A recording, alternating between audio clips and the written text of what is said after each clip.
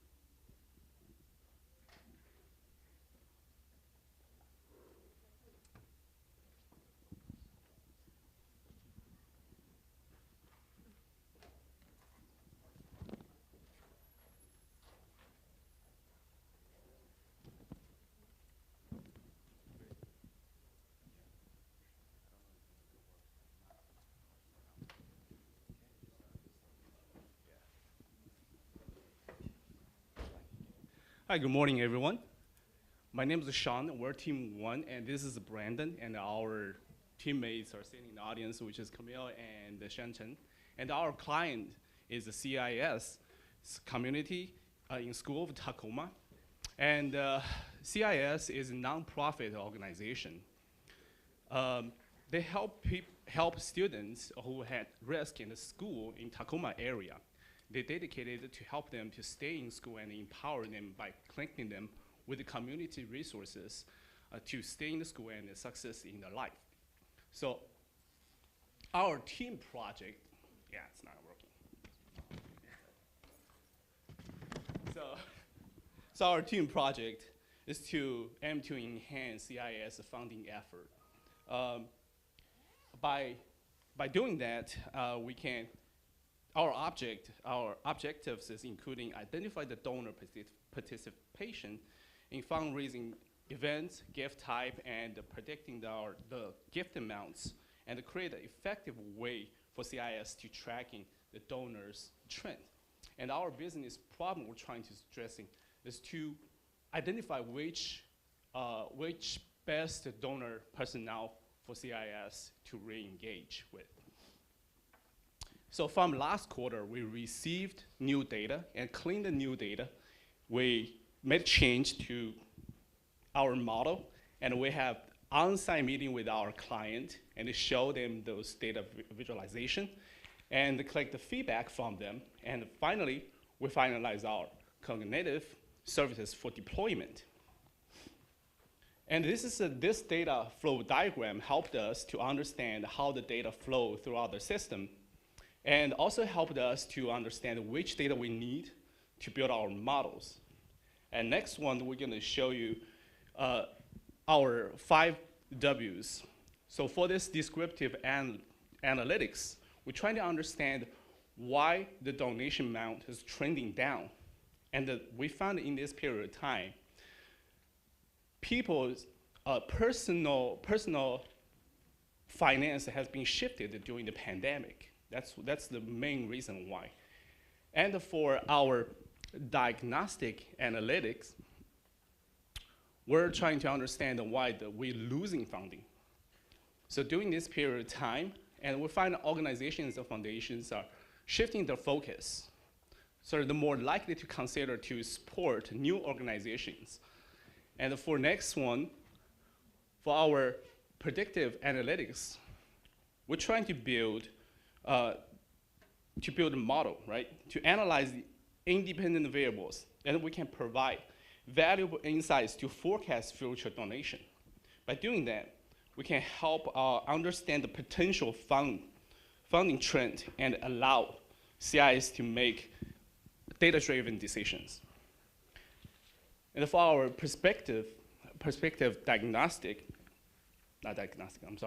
analytic, we're focused on the gift amount, consecutive year of giving, and the score label to provide the actionable insights for CIS. This analysis will help us to understand the best strategy for CIS to re-engage the donors. Now I'm going to turn time to Brandon, and he's going to talk about the data report and live demo. Okay, thank you. Hi everyone, I'm Brandon. So right here is a screenshot of our new model, and it's our data results from that model. So as we can see, we had a 15.67% coefficient of determination, and that went down from last quarter with our previous of being 30%. This really shocked us, but we had new data, and we had to try to implement as much variables as possible because our data set is a little bit smaller, and we do have about 60% of missing variables. So we tried our best to have everything in there as possible to make it as accurate as possible. And so I'm gonna move to the next slide here. Could you do the slides? Thanks. Okay, so some of the tools used, we used SQL, Excel, Azure for modeling and predictive web service, RStudio, Tableau, and Power BI.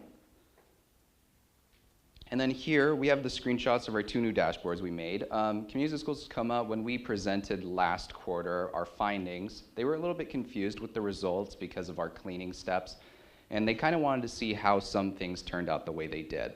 So what we did was we created two dashboards, one with the pre-clean data and one with the post-cleaning, and there are some differences, and we're gonna show you that in the live demo right after the next slide. And right here we have a screenshot of our predictive model that we made in Azure that we implemented into Excel through a web service, and now we're gonna go to the live demo.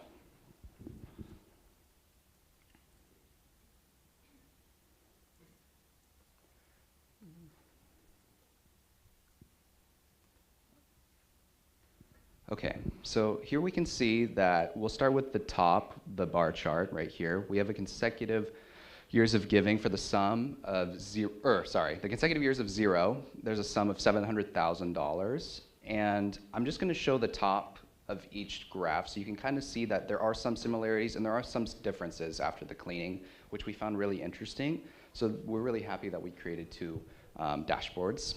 And right here on gift category the pie chart at the top right, we have that individuals is about 36.44%. And we have sum of gift amount by payment type over here, and it's actually null, which we found, we can show you what it's connected to. It's connected to a big chunk of goods and a lot, so the null really does get affected, and it changes the data a lot because it's such a big chunk of the payment type, which is a very important variable in our data set. And then over here in our last visual, we have goods at the top right, or the bottom right, sorry, with 213,000. So now I'm gonna show you guys what our clean data looks like, and it's a little bit different. Okay, so here's the cleaned. At the top left, we have our scored labels, and we wanted to show our dependent variable is gift amount.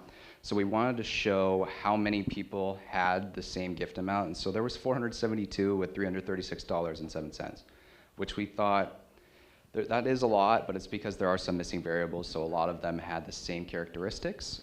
And then moving on to the visuals that are the same, it actually trended downwards with 0. It went to 400,000. With some consecutive years of giving, it actually moved to 53.27%, which made total sense to us.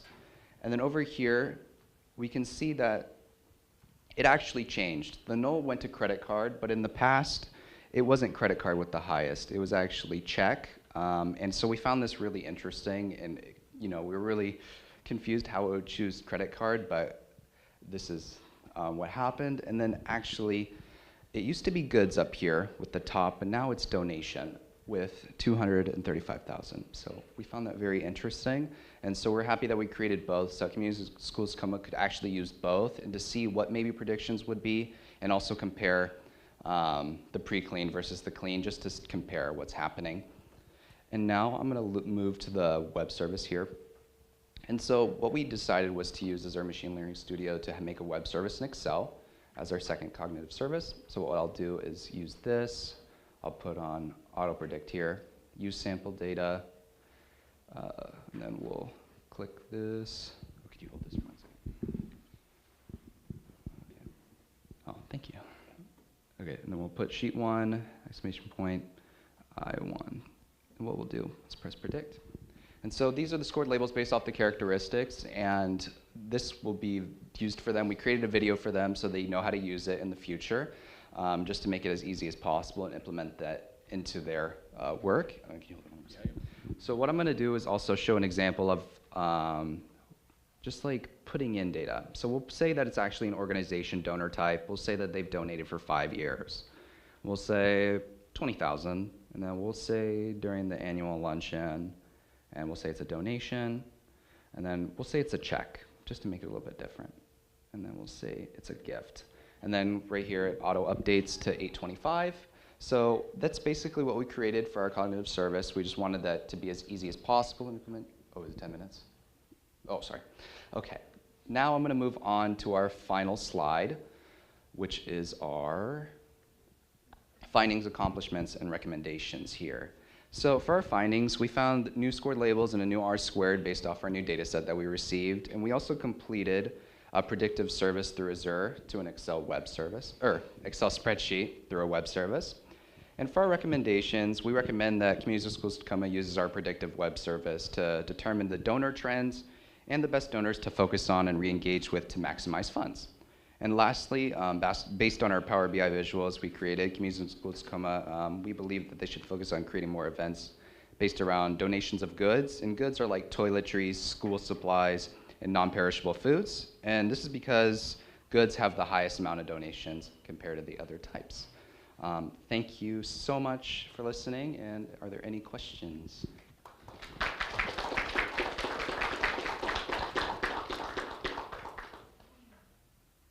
Any questions for the project team? All right, thank you very much. Oh, nice.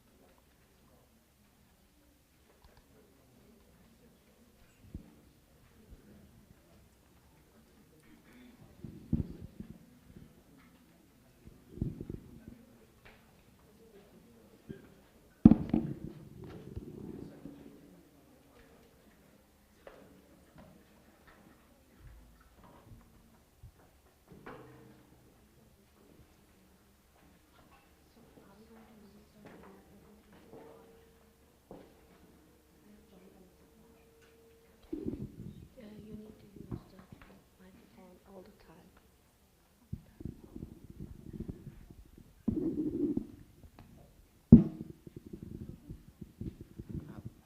Which one? Can you do the Power up. Yeah.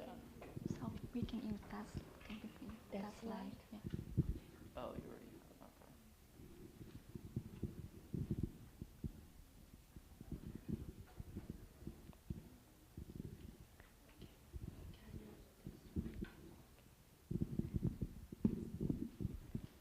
Okay, hi everyone. We are Project Team 2, Korean Brown, and thank you for joining us today. To start, I will give an introduction to the team and a brief background on the company and our project, and then I will hand it over to Jonathan, who will present a demonstration of our solution, summary and recommendation. So here we are. My name is Nhung, and my teammates are Paul, who is not being here today because of COVID-19, and Shiba, Jonathan, and Grace. We have a great opportunity to work. We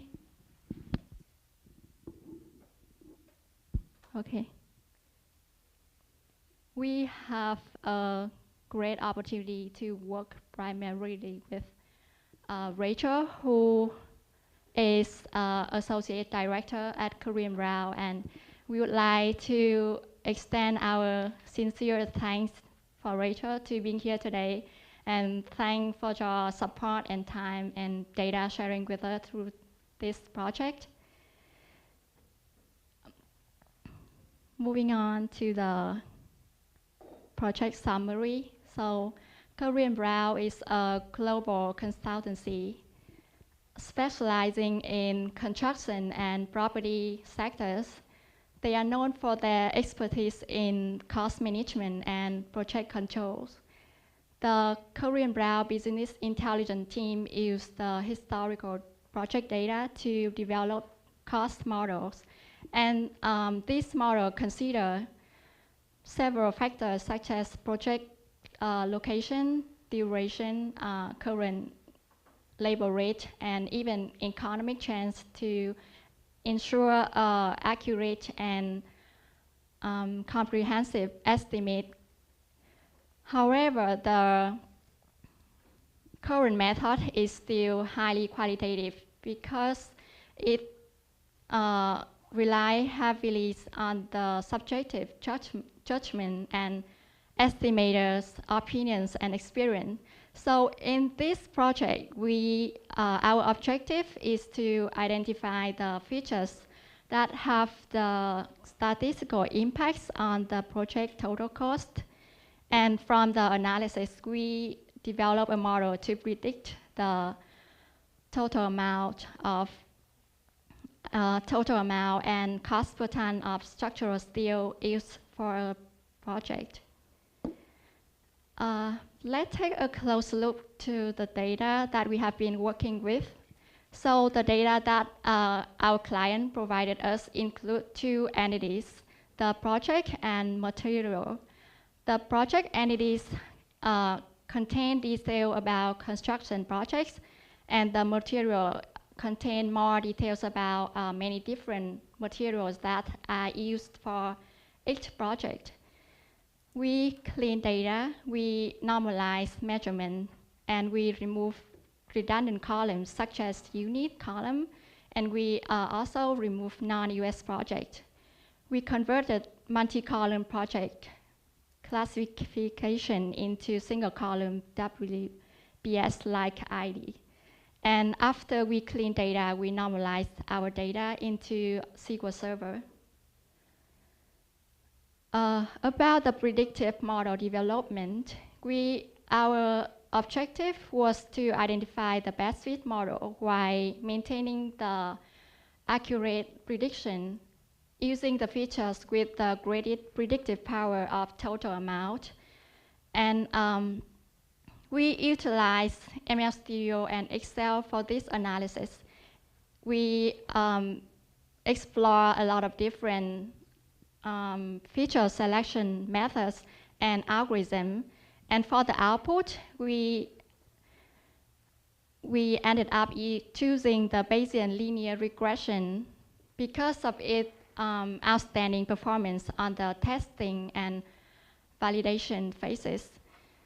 After cross-validation and hyperparameter tuning, the R-squared came out to 0.94.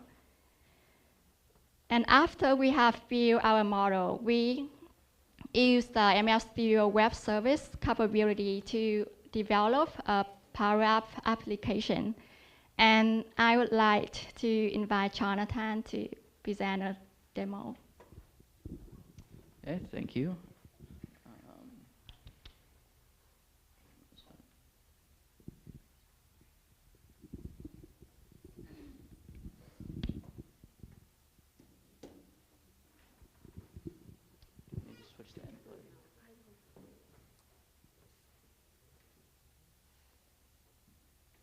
Awesome.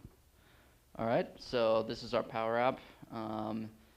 We designed it to be as simple and user-friendly as possible. So the way it works is if you want to make a prediction, go in and you hit new prediction. Got a note here with a little bit of sample data that's realistic.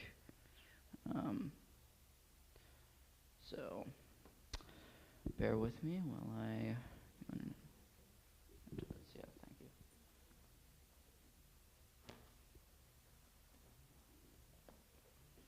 So yeah, we're just entering in some realistic sample data here, and once we're done doing this, it will spit out a prediction for us.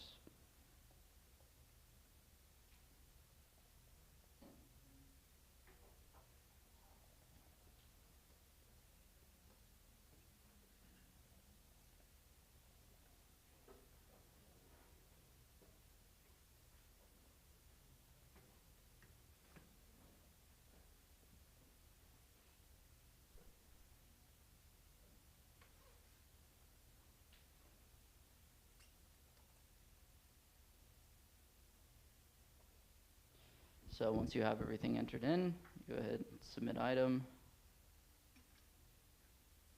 And there we go. And then, yeah, so this is using our ML Studio model that's built into the Power Apps flow. So it just uses all of the inputs that we have in our model to spit out a prediction. We have both per ton and total. And also, if we exit out of this, we can view the history as well. So that's, you can go and see what you've done in the past. So there's the one that we just did. We have a few other tests in here as well. And yeah, that's our Power App. Let's switch back to the,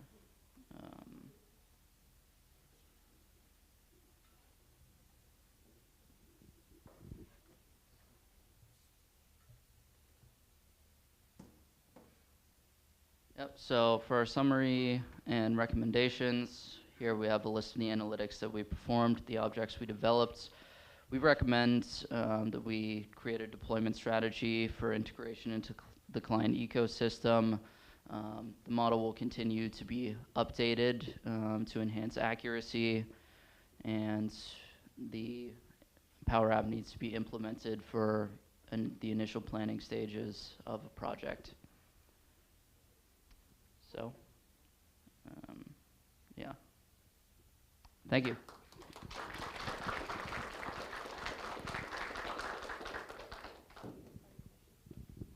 Any questions? Cool, thank you.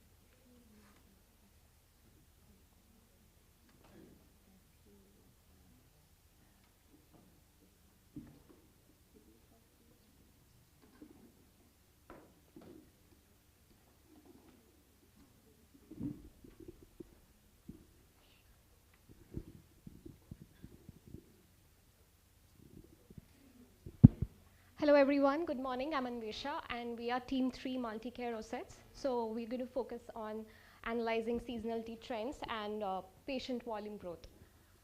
So I'll start by introducing our team. I'm joined by Safiya Felice Kula, Vani Anil Kumar, Navneet Singh and Kunsulyu Janavaeva.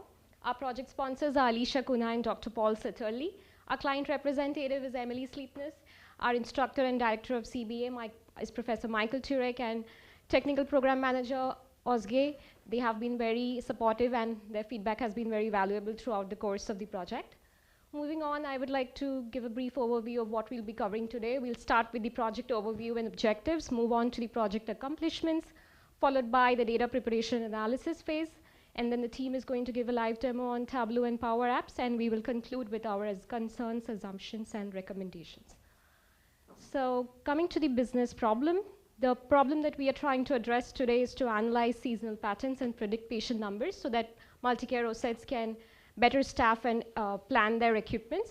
The goals and objectives for this project is to identify seasonal trends in patient numbers across the 4 multi-care OSET locations, compare these patient numbers across the different sites, study the patient demographics and diagnosis over time, create a predictive model to forecast the daily patient volume, and in the end, provide recommendations for resource allocation and equipment planning.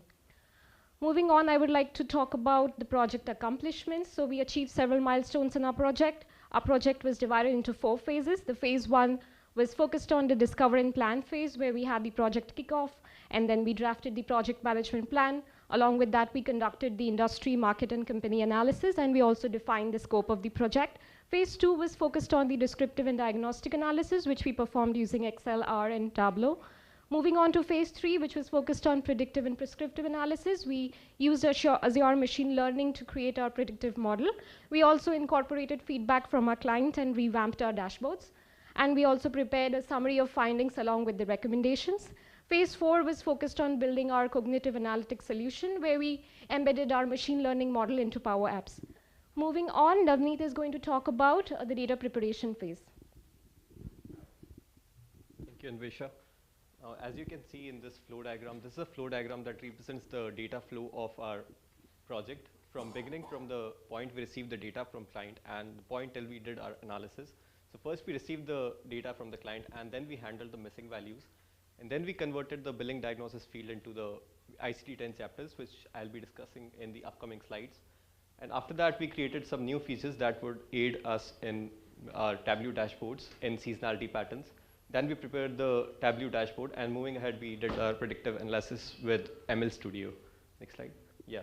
So this table shows the classification of ICD-10 chapters. So initially we received the data that was, you can see in the second column, that is block.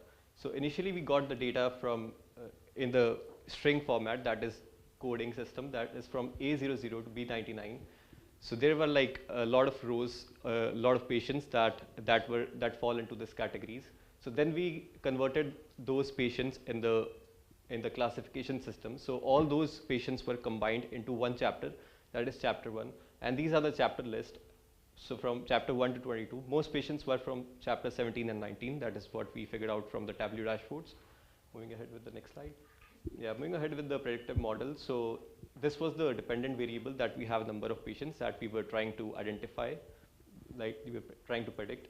And these were the independent variables. And out of these, we chose 4 features. That is, next slide, please. That is arrival time, origin facility, month, and season. Origin facility is the facility that out of 4 multi-care health facilities, there could be any one, and month and seasons. And these were the machine learning models that we tried, and out of those, we found the decision forest to be the best as it had the highest R2 and low MA and RMSE. So moving ahead, Felice will continue with the live demo with Tableau. Thank you, Navneet. And hello, everyone. Thank you, my team, for giving me this opportunity. We are really excited to share with you the interactive dashboard we collaboratively created. And this dashboard is showing us the analysis of data from over 290,000 patients, spanning from 2021 quarter 1 and 2023 quarter 3. This does not only highlights the overall trends for all OSATs, for all locations, but it also allows us to filter data to see a specific trend for a specific location like Federal Way or so. And let's start with our key performance indicators. They are crucial to check that whether OSATs are doing a great job. OSATs aim to have an average door-to-door or door-to-doctor time of 15 minutes. They also aim to have an discharge time of less than 2 hours. Currently, based on our analysis, we see that this the average door-to-door time is about 19 minutes, which isn't bad, but there is still room for improvement. And this average discharge time is about 151 minutes. This is a bit more than expected. If we filter the data for Federal Way, we see that these 2 KPIs are on target, actually. Let's go back to all, Wani, and let's continue with patient trends. As we can see, from the beginning till the end, there is an overall rise. This shows us that there is a growing demand to OSATs. Let's move on with patient trend by acuity levels. Acuity levels are patient reasons to come to the OSATs. So there are 5 acuity levels. Immediate one are the serious issues like unconsciousness. Emergent 2 are the cases, serious cases, again, severe cases like heart attacks or stroke. Urgent cases are mixed, complex issues. Less urgent things are quick. Less urgent things are the cases like fractures, and the non-urgent cases are quick visits like COVID tests. Interestingly, we see that the green line and the yellow line, which are the urgent and less urgent, are most common acuity levels there. On the other hand, level 1, immediate and emergent 2, and non-urgent cases are the least common acuity levels. For immediate and emergent T levels, this can be understandable because mostly those patients are transferred to the hospitals because of their conditions. Let's move on with seasonal trends. The summer, particularly July and June, is the busiest time, followed by spring, and winter and fall have fewer patients. Age also, patient age also affects the number of patients there. Specifically, young children and adults aged between 20 to 44 years old are the most common patients. As the patient age gets older, the number of visits goes down, and the more common cases are urgent 3 cases. Finally, let's look at our chief complaints. The complaints categorized under 19 and 18 are the most commonly seen complaints across all the season. For example, Chapter 9 includes injury, poisoning, or Chapter 8 includes abnormal clinical or laboratory findings. We also see that Chapter 10 is also notable, particularly during fall and springtime. Chapter 10 includes diseases of respiratory system. On the other hand, Chapter 17 and 16 are the least common complaints seen across all the season.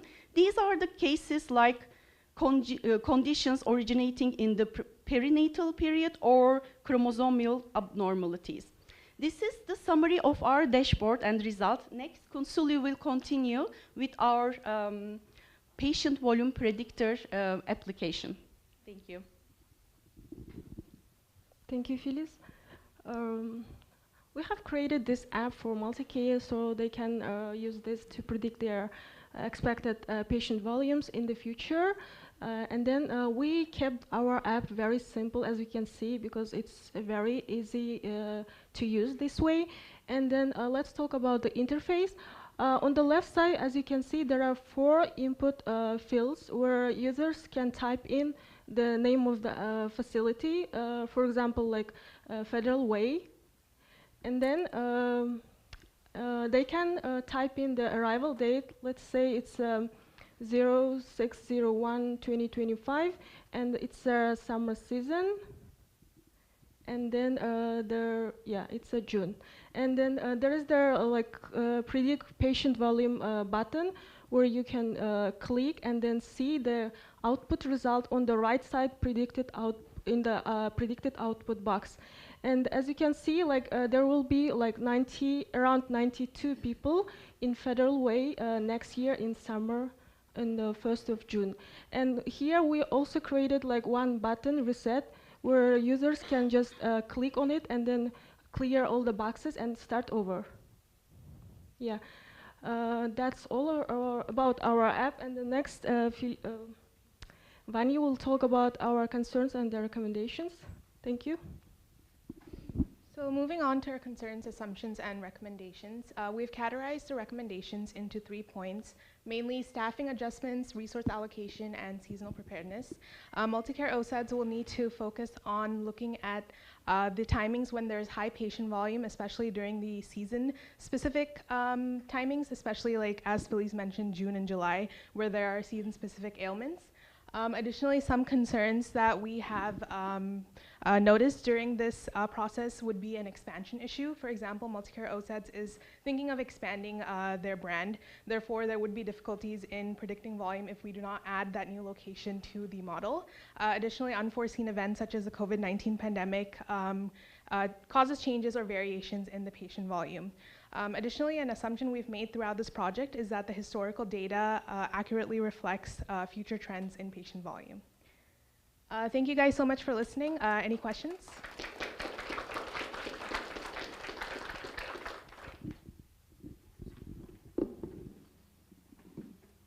All right, thank you very much.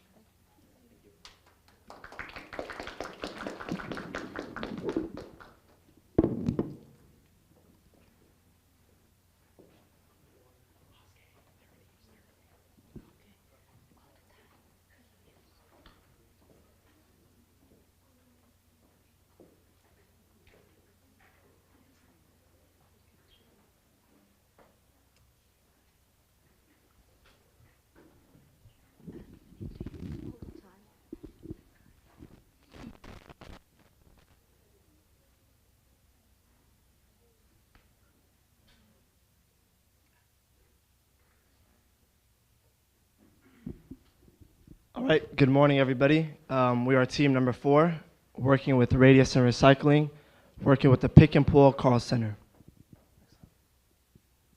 Our agenda for this presentation, we're going to go over Team 4 overview, project scope, a Power BI and Power Apps demo, and then end it off with the recommendations. We are team number 4. I am Ayu Mira. alongside joined with Chevrani Ravula, Nasir Sheikh, and Siddhish Lingard. Project scope. So a bit about the Radius to Recycling. Radius to Recycling has developed a robust network to collect, process, and deliver recycled metals all around the world, which they have been doing so for 30 years. The call center plays a vital role in connecting sellers, arranging sales quotes, and arranging tow companies to sell and deliver to the nearest pick and pull location. And the call center manages leads from customers, connects sellers, and analyze the agent performance at each specific call center, as well as scheduling the agents at the right locations and gaining more winner calls. Winner calls being a sold quote at the end of the call.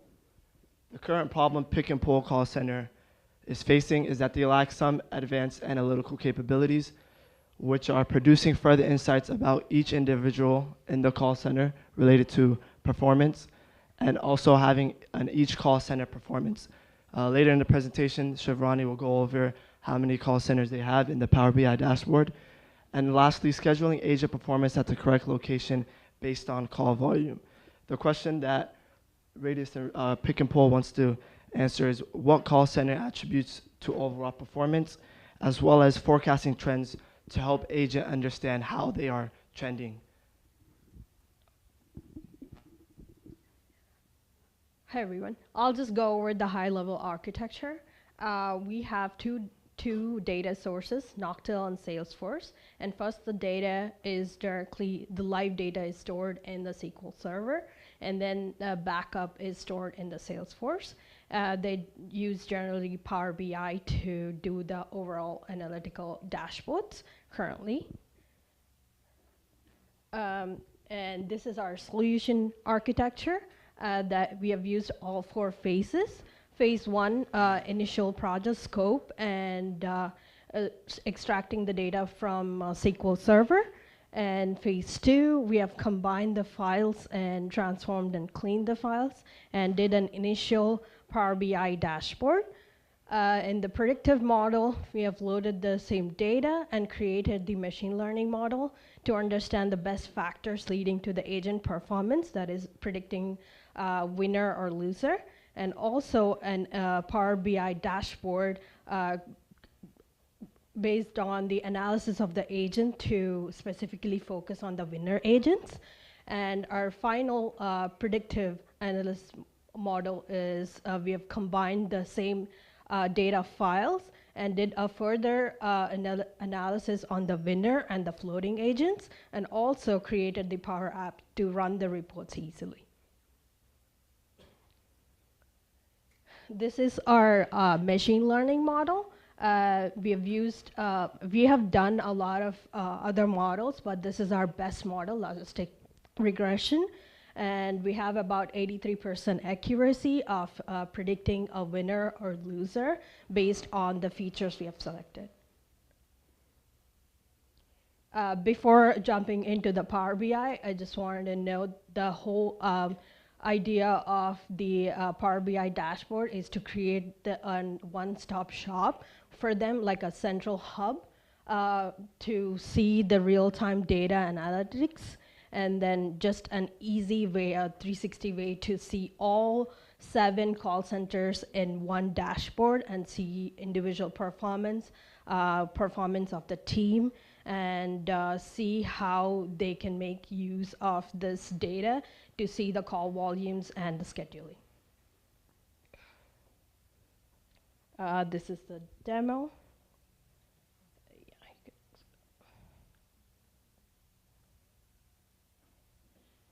This is our final overall 360 demo. Here's all the call centers on the left, and we have filters where they can pick the time, that is 2023. We have several months within the 2023 they can pick from. And also we have the team, specific team a user can pick from, and have that specific team performance individually shown.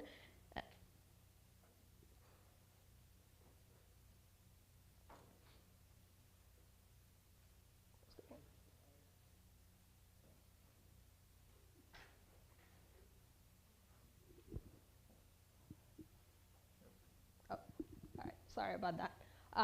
Yeah, these are all our call centers that the user can pick and see overall count of the losers by call center, how productive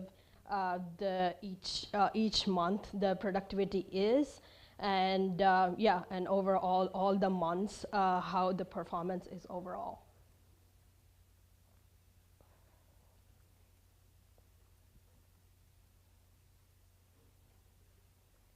We also have Power Apps demo. Nasser will take over. Sorry.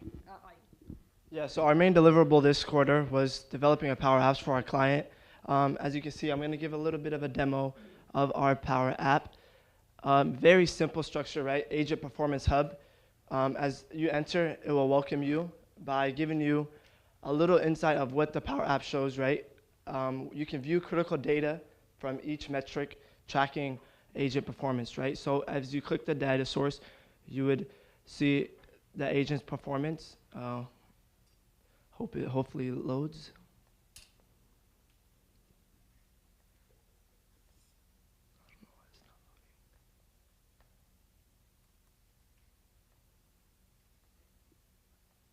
For some odd reason, it's not loading.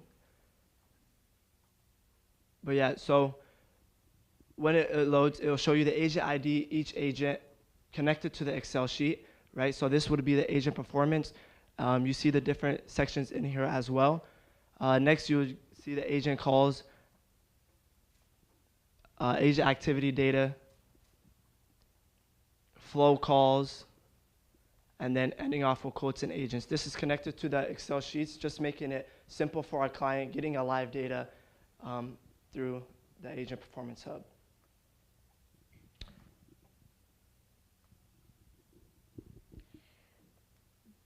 These are our recommendations: implementing and standardized data entry by the agents. So they spend less time in cleaning up or syncing the data from different sources. Training program provided to the agents, like tailoring the equipment or thereafter how they're handling the calls from the customer end, and also leveraging the analytics and investing in the integration of AI. They're already using Salesforce right now. They can use different models from the Einstein AI for building up all overall 360 dashboard and leveraging all their Service Cloud data. And also, we have already given them the machine learning model as well to accurately predict how the call volume will be, which should help them schedule the agents at the right location on the right day. Thank you. Any questions?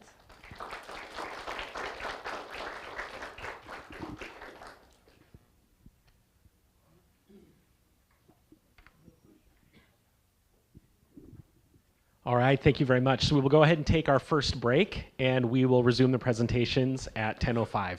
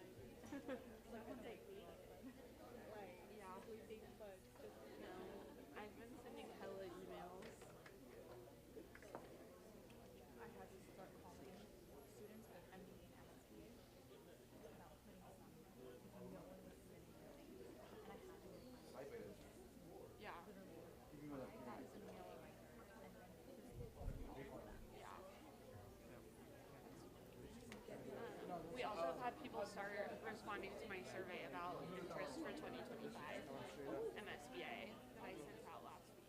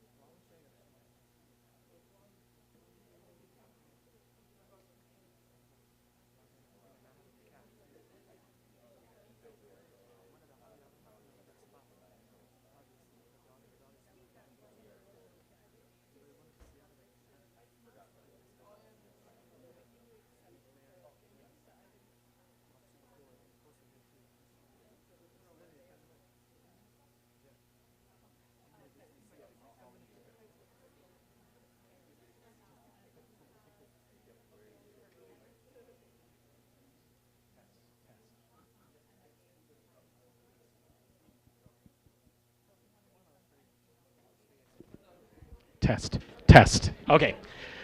All right, everyone, sorry for the delay. We'll go ahead and continue, and we have Project Team 5, Sound Credit Union.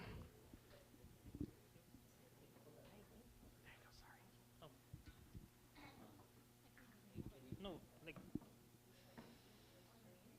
switch the screen.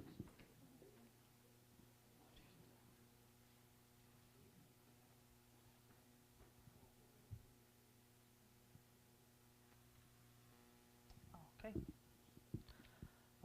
Good morning, everyone, and thank you for joining us today. I'm excited to present to you Team 5's delinquency predictive model for Sound Credit Union. Before we dive into the main content, I would like to take a moment to introduce my team and appreciate them for their hard work and dedication. So, thank you, Akanksha Garg, Lehai Trituan, Musa Nauseb, Bowie Patanan Stanensky, and myself, of course. And here's the agenda for today. Firstly, we'll be going over the project overview, and then we'll move on to the data analysis plan, and then we'll give you a brief live demo of our dashboard and our Power Apps. After that, we'll give you our findings and recommendations, and then we'll be happy to answer any of the questions you have. Please don't ask anything. Sound Credit Union was founded in 1940 and is now one of the largest credit unions in Washington state. With 29 full-service branches, it provides its 140,000 members with financial support and services. As of now, Sound Credit Union is facing significant delinquency issues and are in need of analytical insights. Our goal is to use sounds data to identify key variables indicating potential delinquency risks. Our objective is to build a model which will assess and mitigate delinquency risks, which will then enhance uh,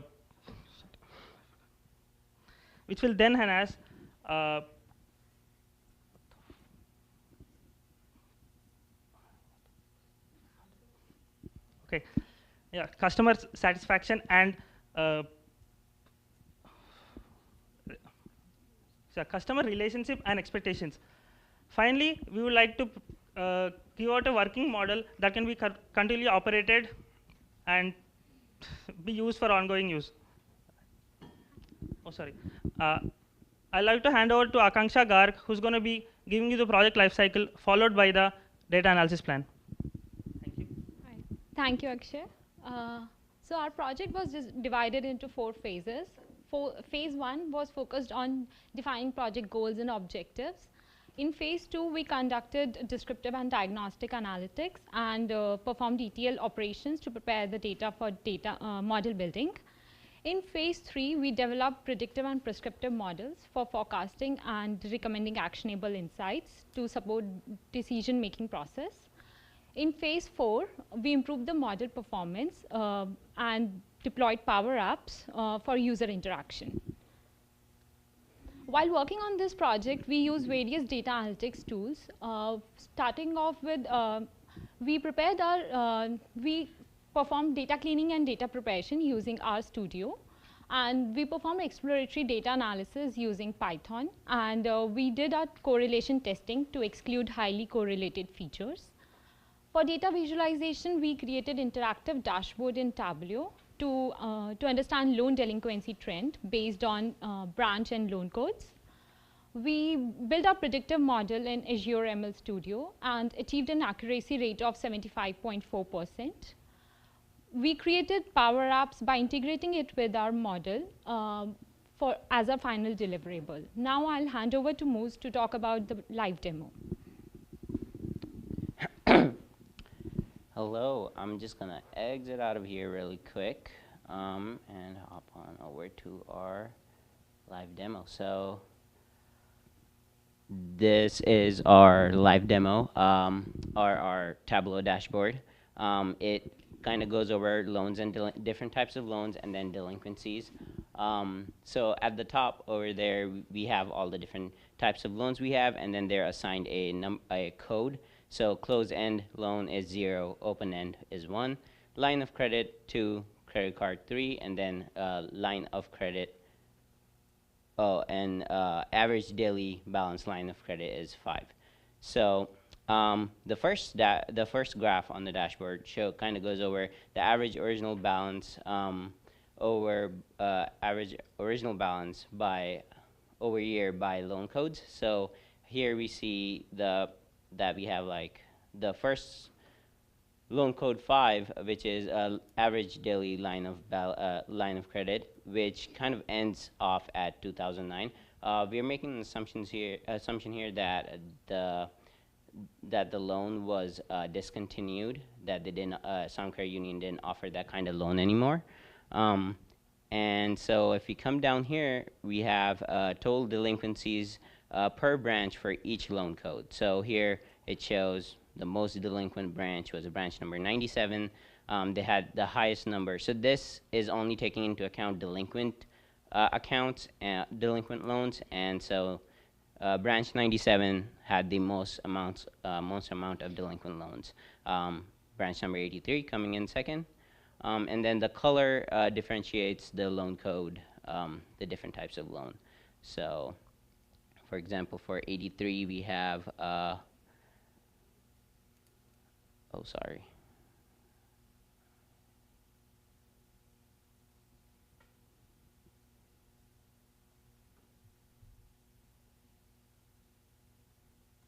Okay. For branch number 83, we have credit card, line of credit, and closed-end loan being like the majority of it. And then over here, we have the average monthly payments by loan codes. Shows number 2 is loan code number 2, which is line of credit, is the biggest, has the most average monthly payments by loan code, which I guess is technically a good thing. So overall, how this works is we can just pick and choose which loan code we want to look at, and then it'll show us its like over time and monthly payments and number of delinquencies. And now we have True going over our Power App. Here you are, True.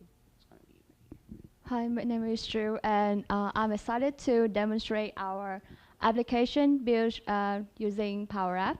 So here's our main applications. We have the dashboard, predictive model, and 5 customers. Let's start with the dashboard. When I click on this button, we are directed to the dashboard that Moose already demonstrated, so I will move forward to the next feature, which is 5 customers. When I click on it, and there's tables, just give it a few seconds to load. So basically we have the current loans. Here we can scroll up and down to browse through the list of loans. When I click on specific loans such as this one, it's gonna show the delinquency status. This feature is extremely useful for customer service team to retrieve and cut account information for in a timely manner. And the last one, which is the most important, the predictive models, where we this is where we implement the machine learning model to predict customer delinquency likelihood. So I already input some values here just to see, save time. So predict. And it's going to show the predicted delinquent likelihood, and so the probability score. Using this probability, South credit unions can prioritize which loan that need more attention. So in summary, this is a powerful tool set for South credit unions to manage their loan portfolio more effectively. And giving back to Bowie for recommendation and fighting. Thank you, True. Let's go back to our presentation slide. Thank you.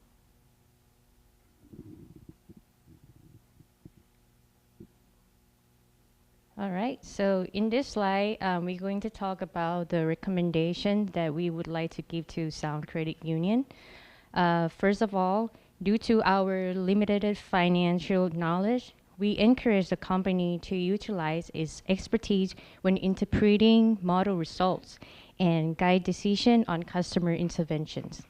Secondly, the company should prioritize interventions based on delinquency probability score, like what True just mentioned. By leveraging the insights provided by the model, the company can strategically allocate resources to those customers who are deemed to have a higher likelihood of delinquency. Next, the company should offer financial counseling or appropriate financial solution to high-risk members. For example, loan refinancing, debt management plan, budgeting advice, and so forth. And lastly, the company should continuously monitor the model effectiveness and enhance the predictive accuracy. This not only minimizes potential losses, but also boosts overall risk management, fostering long-term success and sustainability. And this is the end of our presentation. Thank you very much for your attention and participation. Now we open for any question you may have.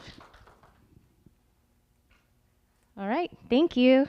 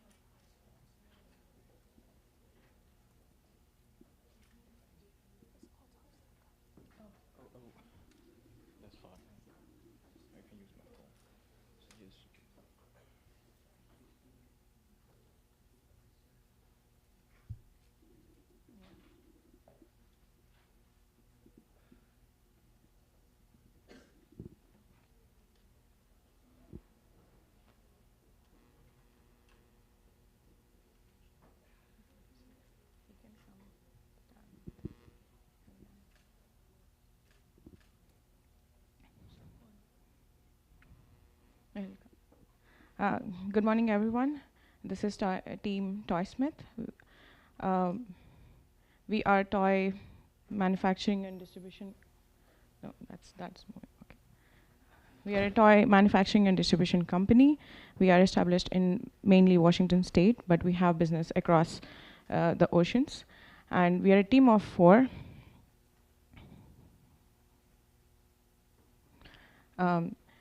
Presenting myself, Revti Chintapalli, and Simran Kaur Horab, Liu Peng, and Li Yan. And we are established in 1982, and we have a product range of over 1,400 unique selling products every year. And the company uniquely covers all the 8 master toy play category patterns. And we, as a company, started having 5 customer classes, like e-commerce channels, key accounts, and distribution channels. Our main focus is fair.com. Our main focus is fair.com, which is an Amazon for B2B sales. We had Toysmith had consistently stood number 1. And on fair.com, we host 2 big markets in summer as well as winter. That's where the most sales come in. I hand over to Peng for taking you further in the presentation. Okay, so next I will show you our project executive summary and project goals. So our project goal is to solve the Toysmith frequent stockouts and reduce the revenue losses caused by the frequent stockouts. And to achieve our goals, we plan to develop a powerful and accurate forecasting model to achieve accurate inventory demand forecasts by integrating various data sources. And we also plan to be able to make user-friendly dashboards that can be used to monitor data and forecasts in real time. This will also help the company make better decisions. And first, we know that when the quantity of the products cannot meet the demands of the customers, a stockout will occur. So a stockout may lead to the following. So the first is loss of sales and increased customer disappointment. And the third is damage to brand reputation. So we know that traditional methods of the forecasting demand are usually based on the historical averages and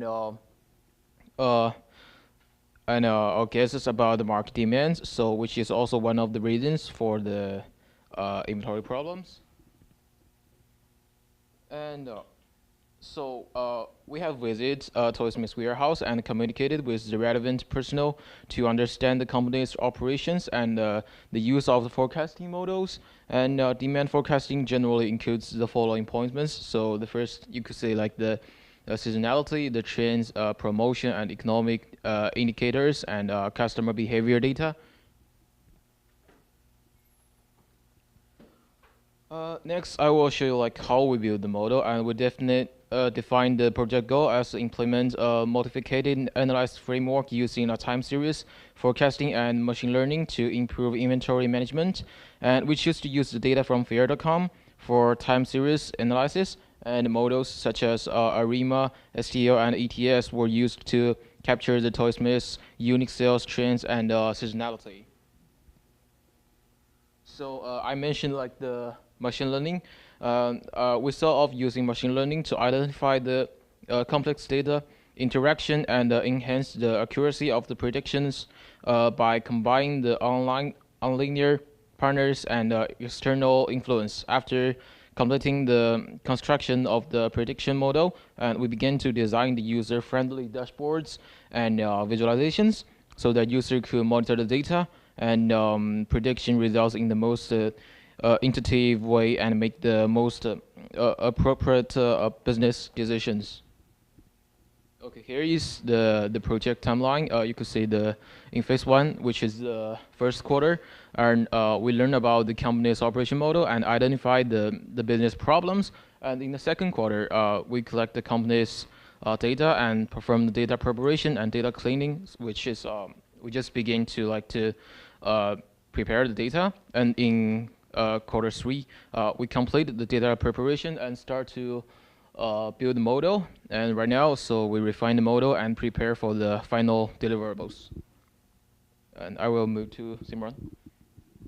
All right, so now I'll tell you about the data architecture and the analysis we have done throughout our 1-year Apply project. So when I talk about high-level architecture and the data of how the client is processing the data and how we got the data, so NetSuite, Oracle NetSuite is the ERP which in which they have their data, and not only the data analytics team, be it sales team, be it HR team, everyone have their data in their ERP tool. And through that, since our problem is forecasting and they were unable to understand the pattern, and they were having major stock out, which leads to major sales loss. So they do have NetStock IBP tool. And we wanted to understand what kind of model is there and how we can improve the model to understand forecasting more accurately. We proceeded with the diagnostic analysis and understand 5 Ws, in which we understand who is our customer, in which we realize that, hey, we have 5 customer classes, in which demands and sales are across a period of 15 months because we got the data for 15 months from January 23 to March 24. Moving ahead, when we talk about the customer classes and looking at this dashboard, we realize that the higher sales is through specialty, which is one of their customer class. Now, when we have done the deep analysis of which customer does the specialty hold, we further analyze that Fair.com is one of their major customer, in which the Toysmith wants to focus on and wants to understand their pattern, be it their sales pattern, be it the marketing pattern, be it the demands they have, particular SKUs demand.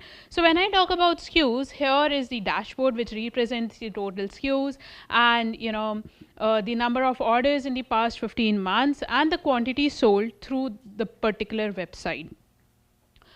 We did created the model, and here is the model particularly focused for Fair, and these are the absolute errors which kind of seems to be higher for us. Then we went ahead and tried to the whole customer class and wanted to see how is it different from particular customer to the customer class. We have used machine learning integrated AI model. Just a minute. So I have used automated ML actually to understand all the models which the forecasting holds, and we got the value for more than 25 models, as you can see, and in which the profit model seems to be the perfect model which Facebook usually use, and it is being introduced by Facebook. However, was it visible? Okay, all right, thank you. So now, after talking about the models that we have finalized, I'll move to recommendation part. To Pong. I think that's. I'll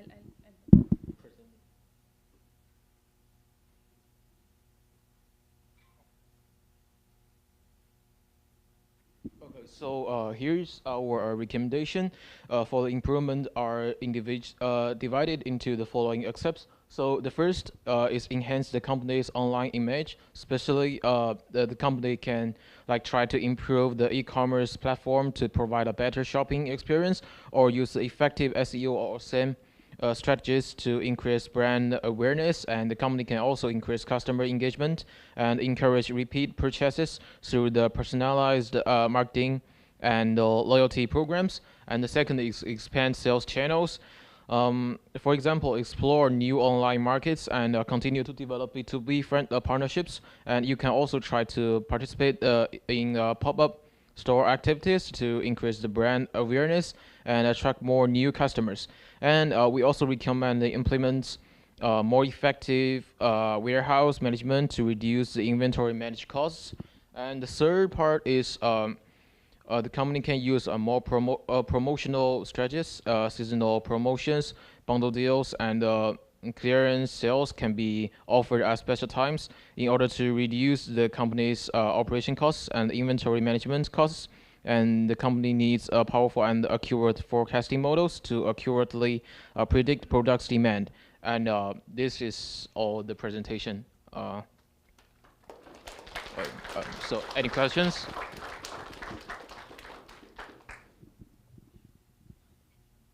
Any questions for the project team? All right, thank you. Thank you. Thank you.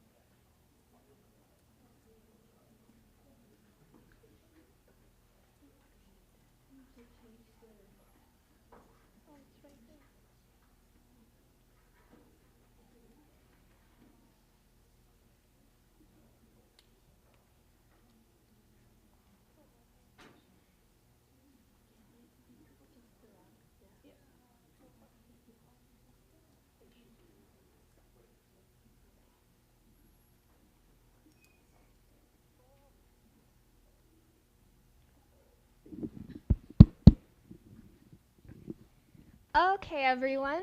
So we are Team 7, and we worked with the UW Institutional Research Center. We have Dana, Diane, I'm Dunya, Justin, and Sukdeep.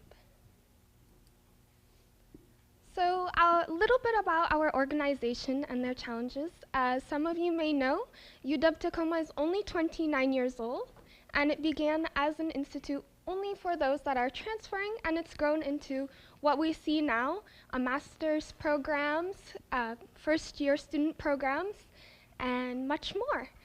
Unfortunately, the university is not immune to the issues that COVID-19 posed, and we've seen a rising increase in dropout rates. So we wanted to team up with the university and find out how can we kind of create a program or analytical strategy that will help stop or potentially show the university trends in those dropouts that can create a way to intervene beforehand. So our data overview, sorry. We got a little bit of our data from the financial aid information as well as the registrar information, and a lot of that is housed into a SQL database, which we really thank the Institutional Research Center for having and giving to us. And we use that information to make most of our project. So since the inception of our project, we kind of got familiar with who the university is, got familiar with that data, and we created our first phase 1 analysis, trying to figure out the trends, demographics of who exactly is dropping out at higher rates, what groups we need to focus on, and we created our data visualizations, and from there we integrated machine learning to figure out how can we, with this information, help personnel at the university. And I will take it now to Sukhdeep, who will give a little more information on the data. Thank you, Dunia. Hi, everyone. My name is Sukhdeep. I'm going to go over the descriptive analysis. So we started with learning more about our client and the industry. During our data analysis, when we were looking into just the company, there were a few things that we had noticed initially and that were later verified with the predictive analysis. As you can see, pretty obvious GPA is directly related to the dropout rates. So students with low GPA tend to drop out more. Also, we've noticed in our descriptive analysis that male students tend to drop out more than the female students. You can also see some racial, ethnic groups, Native Hawaiians, Pacific Islanders, and Asian students. We're seeing more dropout rates there. One thing to mention is also that some of these are based on the population. So if the higher population, we'll obviously see more people dropping out from that group. Also, younger students around 20 to 23 age tend to drop out more. Students with previous academic experience are more likely to succeed in their academic career further. Next slide, please. Now going into our modeling, we modeled using logistic regression. As you can see, we were predicting dropout. Our target variable is dropout, so yes or no, whether the student's going to drop out or not. There is the cross-validation graph that you can see on this side. As those curves merge, you can see that the cross-validation score is off than the training model, which is pretty much showing that it's able to predict the correct outcome as the new data is provided. It's not strictly predicting the data it's seen. And then there is the 20 top features that are important for our analysis. Going on to the next slide. This is our Azure machine learning model. As you can see, last term total credits, the most important feature in our model, which pretty much shows the students who are taking more classes towards the end or in their last semester, they're less likely to succeed in their career. So the main thing is that students want to balance their credit load throughout their career. If you have extra classes or credits that you need to take, we pretty much recommend maybe use summer quarter instead of taking extra classes throughout the year. Also total degree credits, and these are like transfer students, all the important features listed here that we used into creating our Power App solution. And now I'm gonna hand it over to Dana to talk about the live demo and show you guys the Power App. Thank you. So hi everyone, I'm Dana. We are currently presenting our prescriptive analysis. It's actually a Power App that requires inputs to input top 8 features that are coming from our Azure ML model. Those were transfer students, degree, total number of credits, time to degree in years, and age. So also how we created it, there was a flow from Power App, and it goes to API and URI, and it basically responds to Power App or flow. Now let me show you the live demo and share how it works. So yeah, so I already input some numbers to see the student dropping out. So let's say let's say an example of Jane. She's just 22 years old, and despite her first enthusiasm, she took 4 classes last semester, and the number of credits she finished was 50, and then she couldn't handle the course loads. So let's see what would be her results. I forgot to put total credits. We don't know how long it takes her to finish the university. It says it's 54% probability that this student will drop out. Now let's go back to our presentation.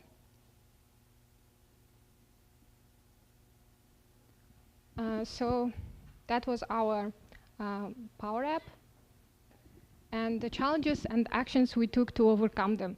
So we had 3 main important challenges. First one was class imbalance, because to address this imbalance, the imbalance means we have a dropout like 60,000 rows, and 40,000 of them was graduated and 20,000 not graduated. To predict the dropout, it's really hard for us to enhance the model effectivity with this model. So we also initially had categorically heavy data set, which contained 70% of these columns were categorical. So we also included some numerical columns like age and GPA. Also, we had several null values in the data set. To address it, we had weekly meetings with the client, and we went line by line to understand the reasons behind the null entries, and based on their suggestion, we either renamed it or assigned to appropriate values to these nulls. Can someone please change the slides? Yeah, so we have 3 recommendations to our client. First one is we want the client to make balanced course load for those students and make sure that they don't take too much course in their final term to reduce stress and make sure that they can graduate successfully. And another suggestion would be to take some summer classes if they have low GPA. And the second suggestion would be to enhance institutional research, so support, which means like at-risk majors like history and economy, they should have given more support from TLC or other university staff. Third one would be that to support students with less academic experience, like as our descriptive analysis showed, young students aged 20 to 25, they had higher probability to drop out. So we really want them to be successful. Next steps and insights, what we gained is that our data set, as I mentioned before, was very imbalanced. So we really want the client to focus on getting additional demographic and external data, because dropout is not coming from internal, it's coming from external part. So also we want the client to update the metadata website or create a wholesome data dictionary, because we were having so much trouble going back and forth, clarifying some data columns. And another thing is that for the next quarter, students who'd like to analyze this data set, we want them to look into answer those questions like what student population and when exactly students are struggling with a higher course load. And also maybe incorporate a new metric like course load for the next data analysis. And also make sure this data set is balanced to enhance the model training. Thank you for your attention. That's it.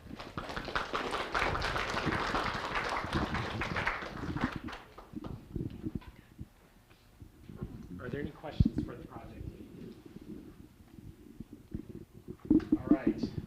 So we're halfway through our presentations, a little over half, and we've had no questions yet, so I'm going to break the ice. You had mentioned, since this particularly hits home, the industry of higher education and UW-Tacoma specifically, you said in your recommendation, going back to that, you said collecting external data as well. Could you give some examples of the external data that you found would be beneficial, or maybe based on what you didn't have, or you said, I wish we had this? Yeah. We also want to incorporate some addresses of the students, because in our data set it wasn't included. Maybe because UW-Tacoma is commuting school, maybe one of the reasons might be taking long time to commute. And also with the client, it was hard to negotiate like getting the income data of students. So actually we really wanted to dive deep into the income data, but it wasn't allowed for us. Yeah, so those two parts, and also maybe students like survey data, what are the main reasons of them dropping out, like that would be helpful. If someone else has something to add. Just overall to give everyone a picture of what a UW-Tacoma student look like. From our analysis, an ideal student that we have seen is student who is with good academic experience. They're commuter students, so they're traveling to work. That means they have their at-home responsibilities. Some of them have work, they have kids. So in our analysis, the data that we have used, it has a lot of academic information about the students and some demographic some demographic information, but we would also like to see into what else is going on into their life. Maybe they're full-time student, full-time employees, they're working somewhere full-time, excuse me. And also maybe they have further obligations in their life that's taking them away from completing their education. So just in addition to what the university has, try to look into what else is going on in their life. Those are, we're considering external factors from the perspective of our client, which is UW-Tacoma. That's the information we don't necessarily have at the moment. Thank you. Any other questions? Don't be shy. Okay, fair enough. All right, thank you.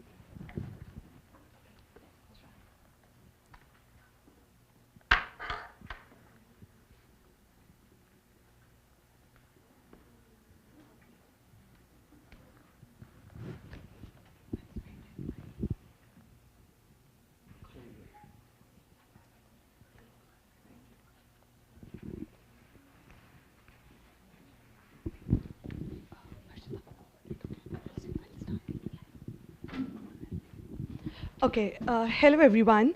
We are going to talk about our project optimization and rationalization of perioperative services and resources in a network of facilities with Virginia Mason Franciscan Health. Me and my team have been working on this project for almost a year. So we have Harshita, Mohammed, Sajin, Zafar, and myself, Ayu, here to walk you through our project. Virginia Mason is facing a business problem of high volume of low acuity cases at Seattle Center as compared to the Bellevue and Federal Way ambulatory surgery centers. When I say low acuity surgeries are the ones which are of low priority. As a result of this, some resources are underutilized in Federal Way and Bellevue, and other resources at Seattle are overutilized. As a result, even payers are not able to get full reimbursement of their surgeries from their insurance companies. How we address the problem? First, we developed a flexible Excel model that optimizes resources and improves surgery scheduling. Second, we developed a predictive model in Python that predicts patient and room minutes for each surgery. And third, we calculated the financial impact of shifting these cases. Now let's go through what data we got from the client. So we got two sets of data. One was patient level data, which talked about each surgery for patients. And the other was facility level and resource utilization data for all the three facilities which we are addressing. Now I'll quickly walk you through the high level architecture of our business solution. So we started with our surgical data. The first thing which we did was we checked if this surgery is a low acuity case or not. If not, then that surgery can only happen at the Seattle Center. So our model is not gonna help, it's gonna happen at the Seattle Center. But if the surgery is a low acuity case, then we'll have to see if we can move that surgery to either Bellevue or Federal Way.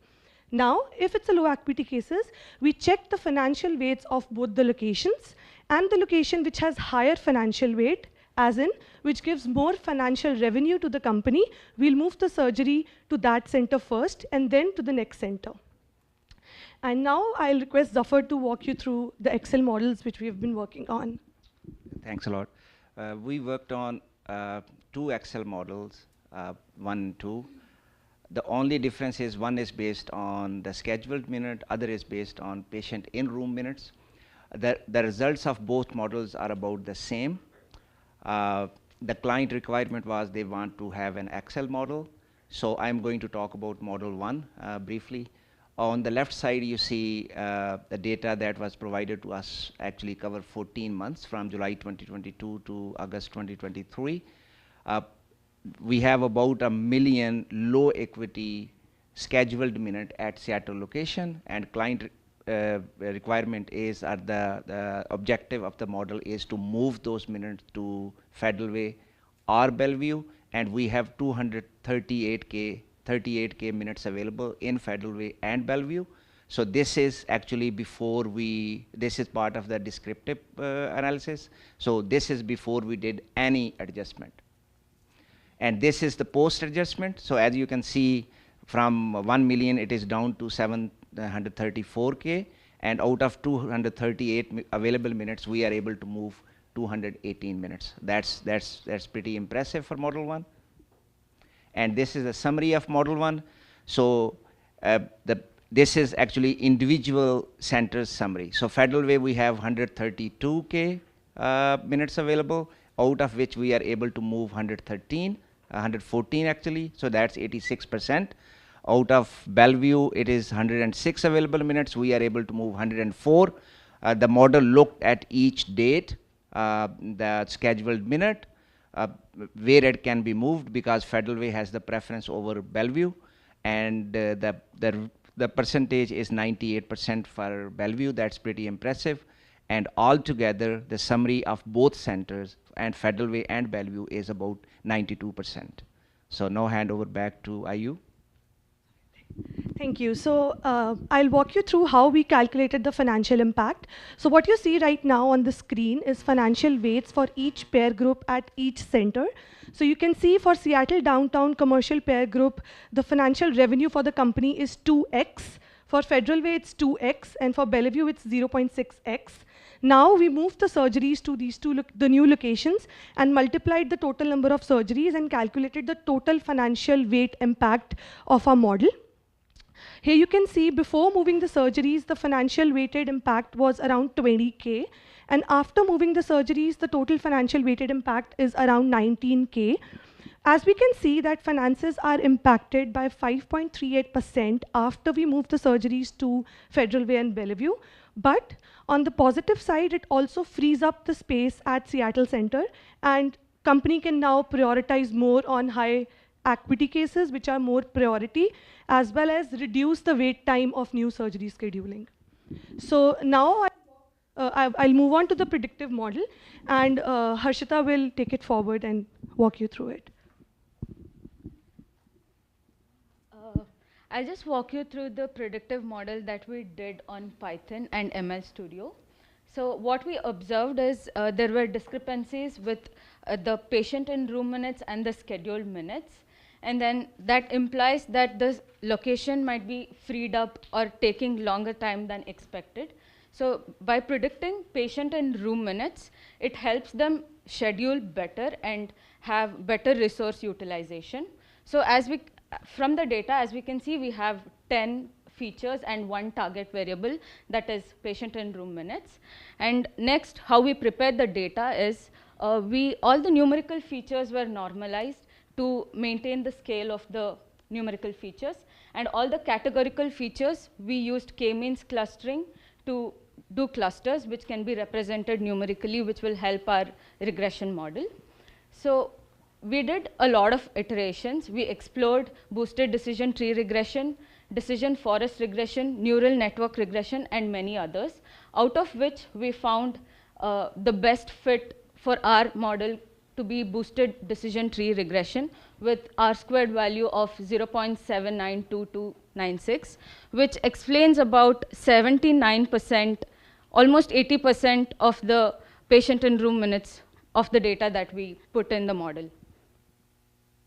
So this is the visual representation of the residuals and the patient in room minutes. Thank you. So I'll quickly go through the recommendations of our project. So this analysis helps us in understanding the patient distribution and optimizing the resources at all 3 locations. And as well as we have a recommendation for the client, which is if we get additional data like patient location data and surgery level actual financial data instead of the weights, this can immensely improve the model. And our conclusion is that moving the surgeries to ASCs or Federal Way and Bellevue Center has minor financial impact, which is around 5%, but it also frees up the minutes at Seattle Downtown Center to prioritize high acuity cases. Now, the last thing, I'll request Harshita to walk us through our Tableau dashboard. It's not changing. The screen is not changing here. Sorry, Oscar. We can try it again.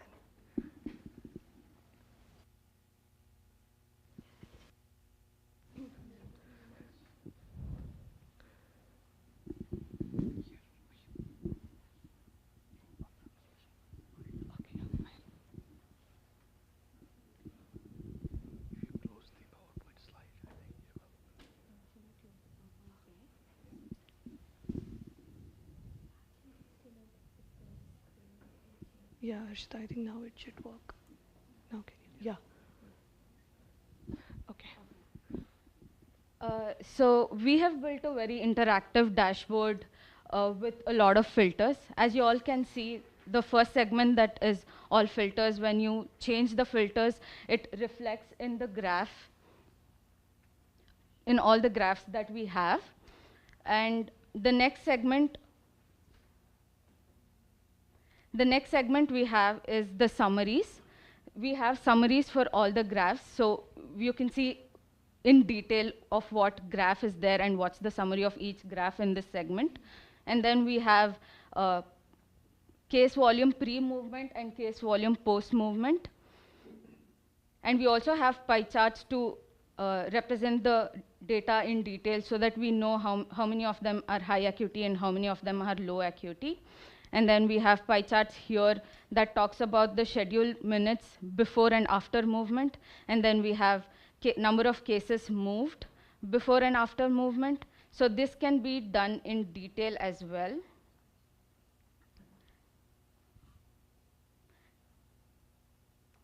So by applying these filters, you can have a very detailed data for every quarter or month or date. And then we have the financial data, which my friends explained in the previous presentation. Thank you.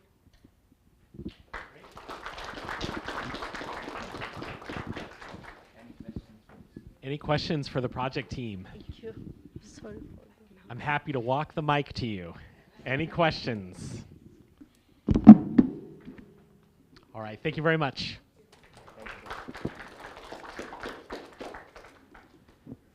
Okay, we will go ahead and take another 10-minute break. And or a little bit longer, let's go ahead and resume at 11:15. Thank you.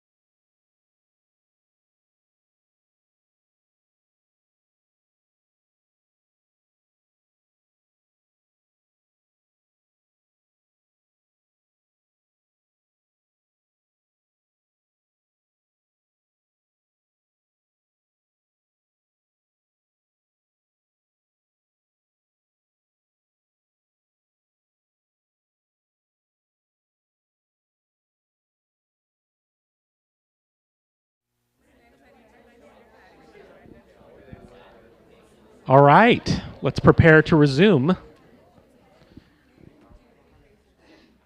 Thank you, everyone. Okay, and now we have Project Team 9. Thank you. Just a second, where is Aaron? Did I begin prematurely? No. Can you check? Stand by.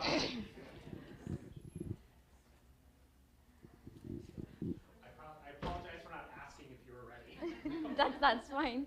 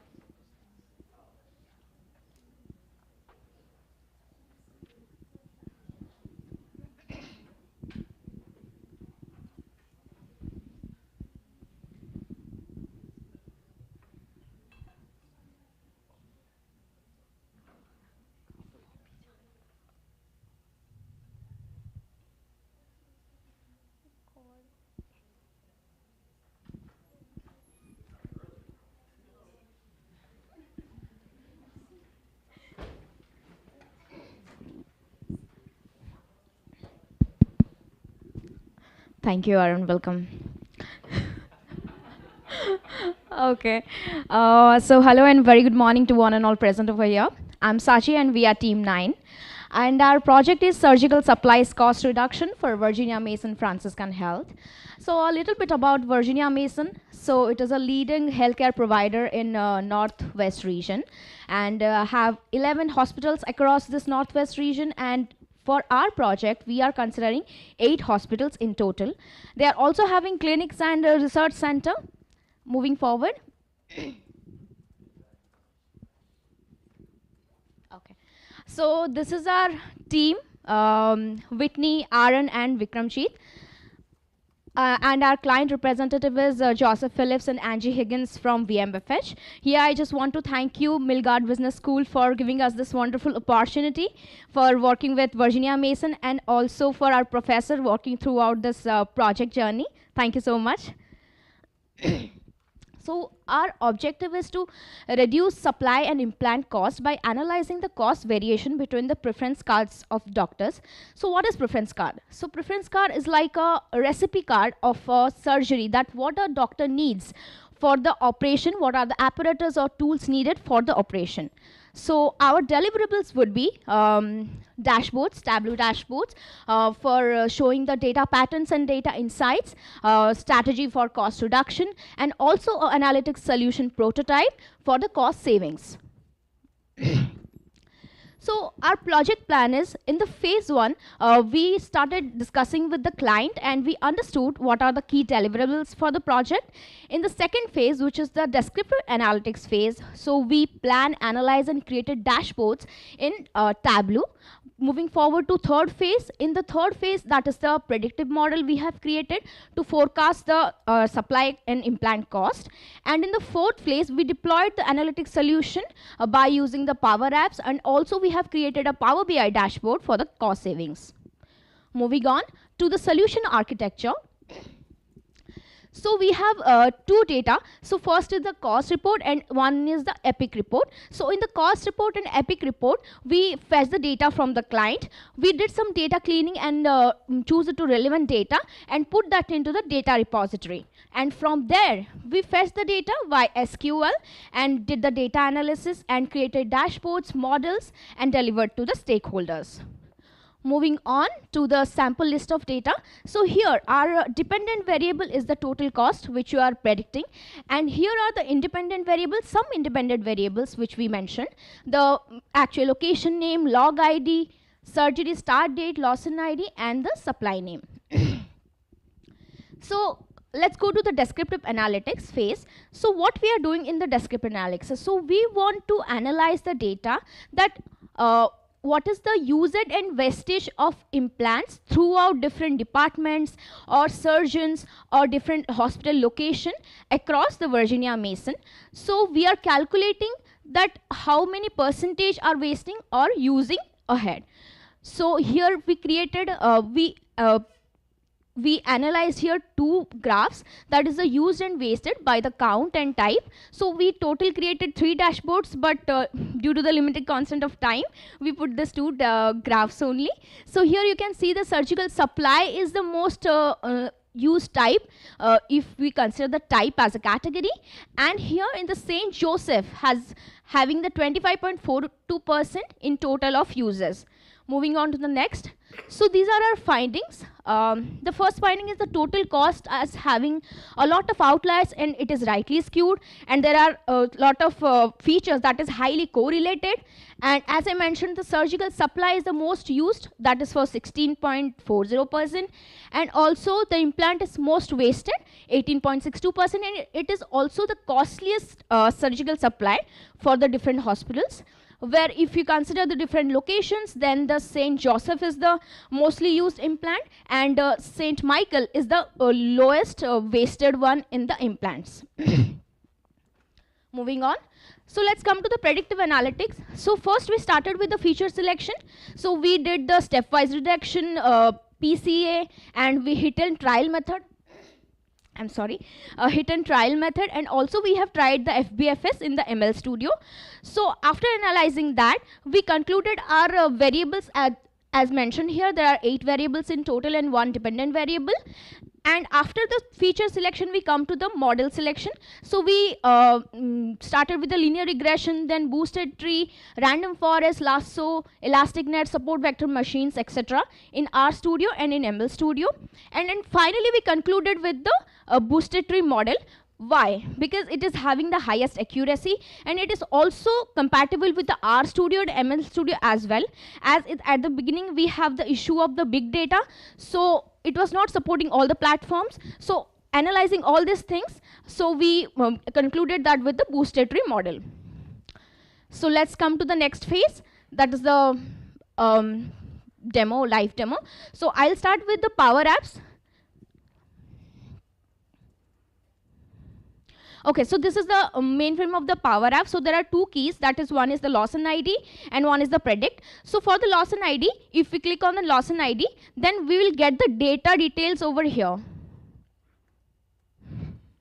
Okay, it will take some time.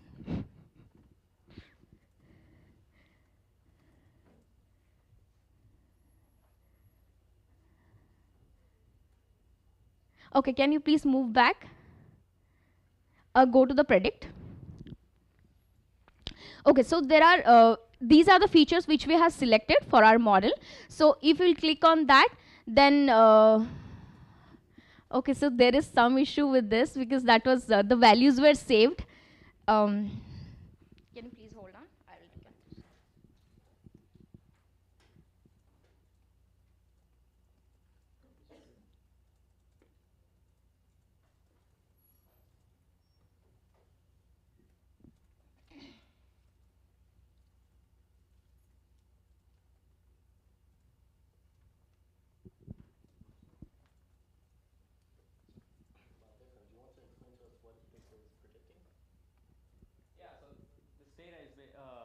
The Power App is predicting the total cost of basically the future cost of the supplies. There are different kind of supplies, and here we are.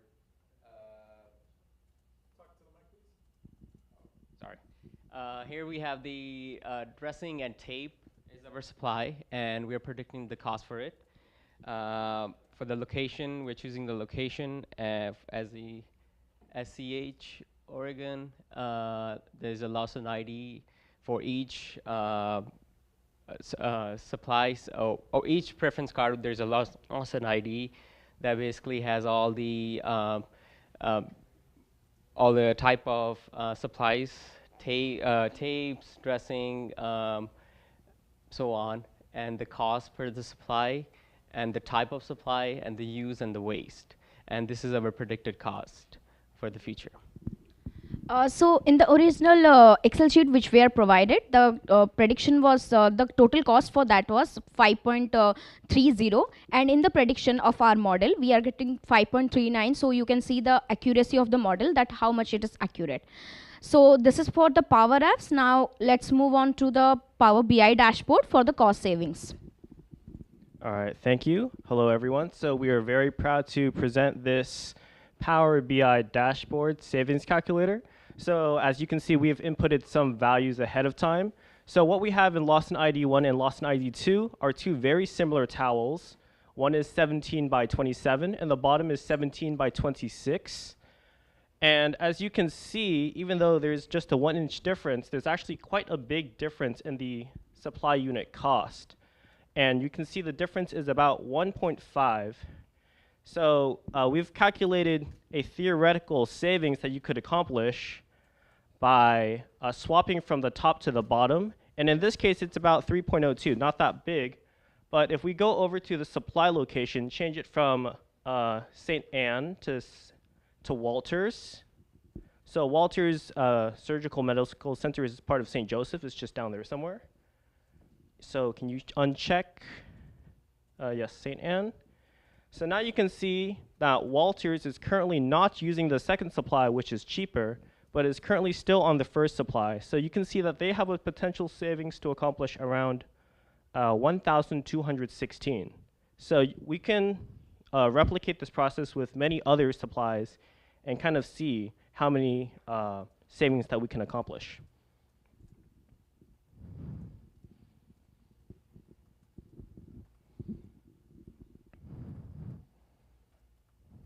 All right, and now we'll walk through the recommendations.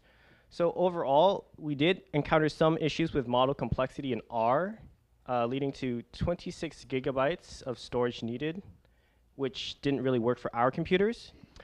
But with a better computer, it's possible that we may be able to do it. But I think what we should really focus on is data management. So we should focus on reducing the data set size. So just removing variables and columns that are not necessary for the model. It will speed up the process by a lot. We can also focus on continuous improvement. So continue to update the data to have the latest data, especially for prices. Because of inflation, prices continue to change over time. We're also open to iterating our dashboards as well. And we would recommend that they can utilize our Power BI and Power App solutions as needed. And in the future, we are researching ways that they can invest in scalable computing. So we will include the full details of that in our transformation plan. And thank you for your time.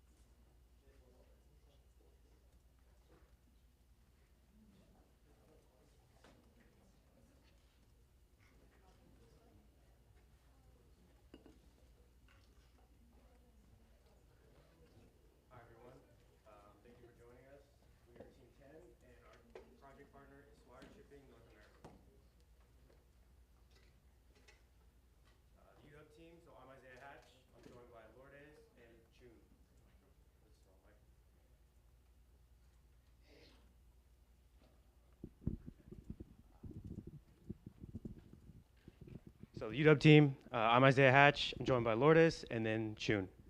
And now I'm going to pass it to Lourdes to go into our partner. Hello, everyone.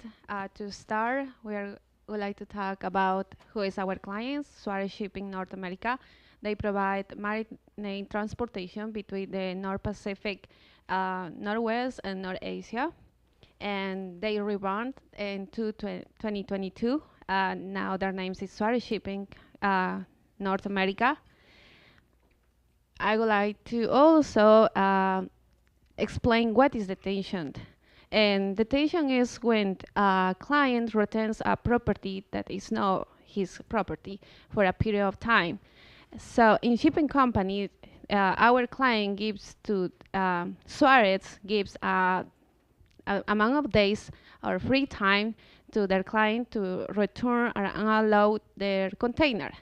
But if the client returns this container in a longer time or after the free time, they need to pay a detention fee. The project overview, our main problem is detention fee. It's because sometimes the client dispute detention invoices because return days don't match with Suarez days. What we are going to do, understand the customer behavior by regarding the detention fee. We're going to analyze the data that we acquire from our client. We also predict our model to predict the days in chairs. And for this, we work with ML Studio, and we choose the neural network regression model to find the best model. We find independent variables would have a high impact, and also our mean rate, our mean absolute error is plus or less 4 days in chair. We have the coefficient of determination is 81%. That means the 81% of the data fit well in this model. I'm going to pass now Chun. She's going to explain. Thank you, Lourdes.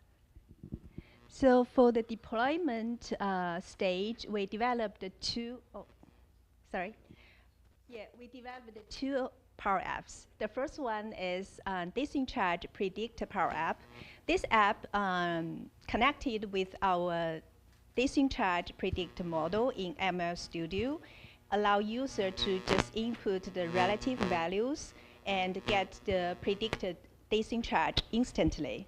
So Suarez Shipping can use this power to predict the potential discharge whenever they need, either to negotiate with a new customer or the renewing the existing contract. So that can help them make the informed decision.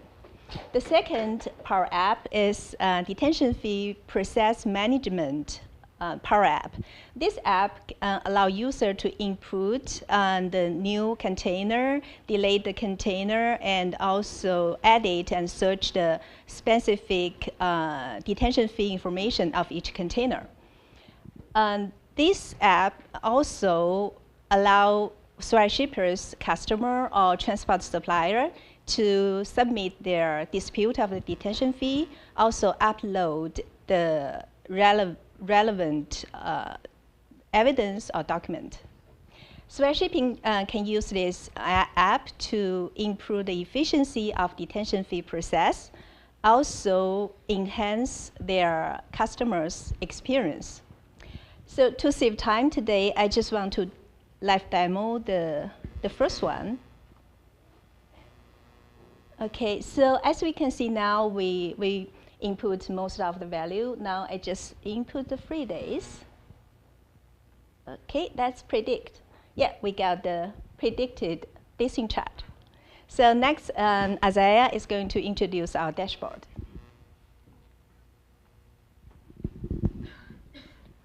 Okay, taking a look at the first dashboard we created. This is an overview, so this is just a high level.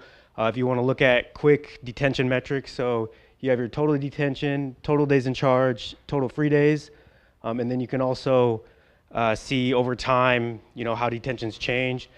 One of the filters you can use is by delivery term, so either yard or door delivery, and then you can use the slicer to adjust what date range you want to take a look at. So if we adjust the dates here,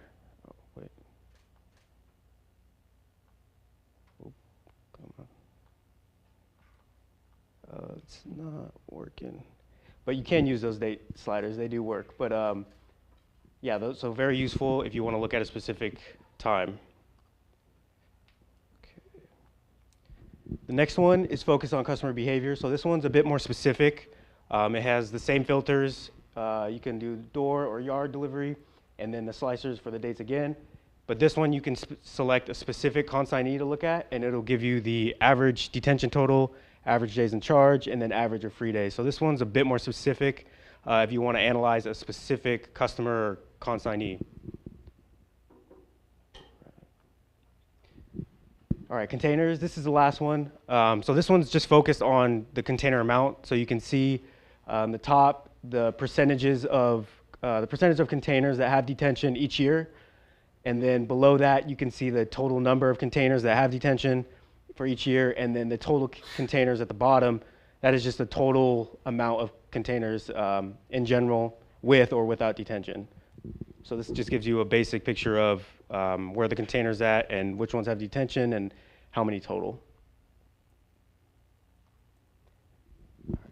Recommendations. So we recommend that Swire builds upon our Power App to directly impact the detention process. So this is the one that Chun was talking about, where you can go in and edit and the different data points and then also submit pictures. We think this will be useful because instead of having one person just work out of a spreadsheet or track down emails where customers are sending their tickets in showing that their dates are wrong, you can put it all in one place in the Power App. So we think that could be very useful. And then also using the dashboards could be very helpful. They can understand detention trends, monitor consignees, PLODs, which is basically place of delivery, so the locations of each consignee, and then the transport suppliers. They can run this on a monthly, quarterly, or annual, whenever they find fit. And then this also could be useful for contract negotiations. When they go in, they have annual negotiations, so if they have the detention data, they know exactly, you know, what to expect from the customer and give them a solid offer and help with that process. And then the last recommendation would be to implement the predictive model into their data pipeline. We think this could be a way for them to be proactive instead of reactive. They can allocate necessary resources ahead of time to certain locations or help, again, with contract negotiations. And then we just want to say thank you to Westwood and thank you everyone for being here.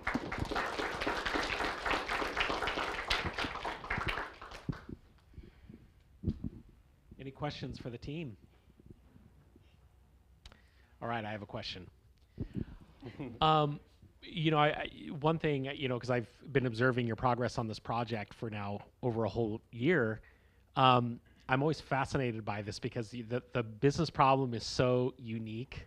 In industry, it's really unique to this industry, right?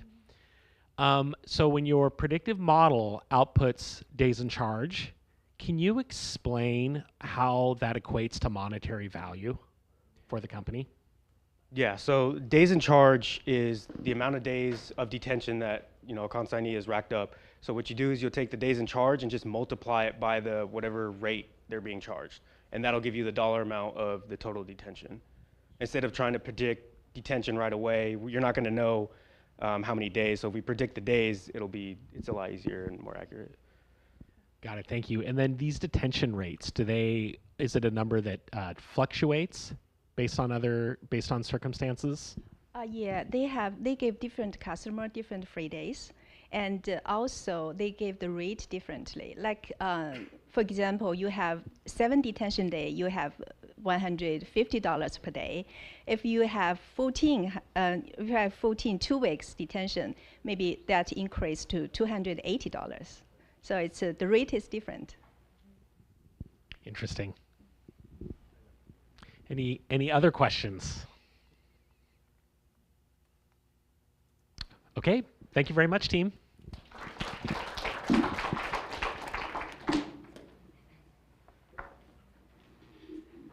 Okay, and up next we have a unique project from our Analytics Innovation Club. A little background on the club is this is a registered student organization, our AI club on campus. It is led by our own MSBA students, and it is open to students across campus and all disciplines. And it gives us an opportunity to work on some pretty unique projects that don't necessarily fit within the box of our applied project curriculum, but provide great opportunities for additional experience for our students, and also opportunities to engage and provide value to the community. So with that, I will turn it over to the club. Thank you.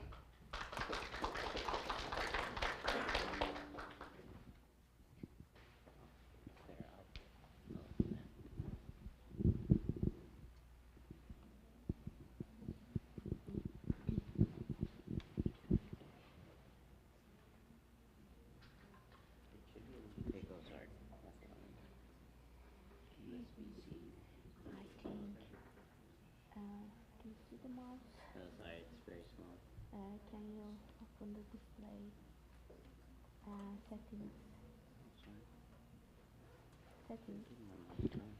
It's okay, we can do with that. Just move to the third slide. Third. I can. Yeah, that's fine. Oh, we already moved the HTML. Okay. Do you want to do that?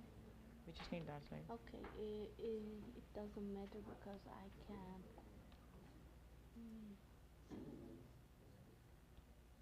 Oh, perfect. Keep changes. Yeah, and it's going to be down here. This one? No, yeah. Got put League of Legends in the middle. Can you do it full screen?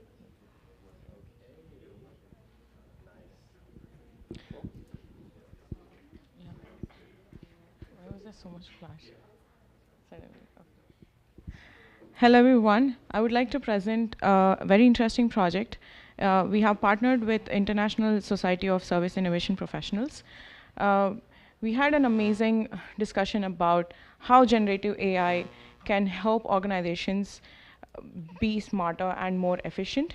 To understand and narrow down our scope, we moved into a concept of like marketing sector, like marketing field of any company. Our main understanding was to understand how you can use the tools over and again across years. And since generative AI tools are mostly like budding and still are like in a very research phase, we have taken many tools to understand how we can provide like a marketing content for any organization. For ICEP, we have partnered and we wanted to give them content for their web page. I would like to pass it over to Musa to help you like understand how we did the whole process. Awesome. So before I get into what we did, have you guys heard that AI is taking our jobs? Well, it might not be fully true, but it certainly is giving us jobs. About 6 months ago, the Biden-Harris administration, they did a presidential order embracing AI pretty much. They made each branch and department in government, they required them to have a sub-AI department that kind of mitigates the risks for AI and as well as, capitalize on the profits that it brings. That being said, following that, they also did a large investments into AI chip manufacturing and so AI is making more jobs than it's taking away, I would say. But essentially what we did here was kind of use AI to use prompt engineering to make better solutions and kind of standardize the way that we use prompts. So here's our 5-step process to generate and customize. What we used was we tried to make a website that Aaron will go over, but I'll kind of walk you through each one of our steps. So our objective was to develop a scalable prompt engineering methods to enhance and streamline the creation of effective digital content for web pages. So these are just some of the AI tools that we used. For example, ChatGPT, Gemini, Bing Chatbot, Bard is no more. Oh. Sorry, computer fell asleep. So prompt engineering is like first step. It's when you write your initial prompt to get a a somewhat kind of an answer from AI, and then we followed that by prompt re-engineering. Oftentimes you do not get the answer that you're looking for, or you need it in a particular manner. Prompt re-engineering step kind of takes the answer that you get, and then you change your prompt to ask, maybe give more details to narrow the answer in a way that you like it. And then the fourth part is finalizing content. So we specifically looked at the three different, I guess, sections of using AI. So text, image, and video. We wanted to see what AI tools would give us the best best text, image, and video answers. And yeah, so we kind of worked through developing those, and then to make our web page, and now I'll have Aaron kind of go over what that web page looks like. Thank you, Musa. So the last step of our process is that we made a web page. The goal of this web page was really just to teach people that using generative AI is really not that hard. Actually, you can make your own web page in less than an hour, even if you don't really know much about coding. And you can just give, say, ChatGPT a prompt, something similar to this. Write HTML code to generate a web page. I have such and such. I want it laid out such and such. And then it will do its best to give you something like this that you can just copy paste into a coding program of your choice, and hopefully it should come out how you want it to look. Of course, if it doesn't really look how you want it to, it's helpful to have some coding knowledge so you can kind of customize things to your liking. But after it's finished, your web page might look something like that, and it can look quite nice. And we have the three different types that we've generated. So the generated text up there, the generated image on the left, and then the generated video on the bottom. So it just kind of combines everything in one nice place so you can kind of admire your work. All right, but now I'll talk about the responsible AI evaluation principles that we've used. So we basically took these from Microsoft because we thought they were pretty nice. So this is kind of what we were using to judge the different AI tools and like how much we like them, like how much we think they should be used going forward. So number one is fairness. This one's kind of hard to describe, but one aspect that our clients were really interested in was diversity. They wanted everyone to have equal representation in their marketing material so that they would be fair to everyone. And then number two is reliability. They wanted to have strong and stable results over time so that they could put in the same prompt and then get a good result. Number three is traceability. So this is pretty controversial, I'd say. This refers to how well you can trace the data source that they've trained their data on. And we know that not every company does this. Not every company wants to do this. And related to that is also transparency. How willing are companies, how much do they want to share their process?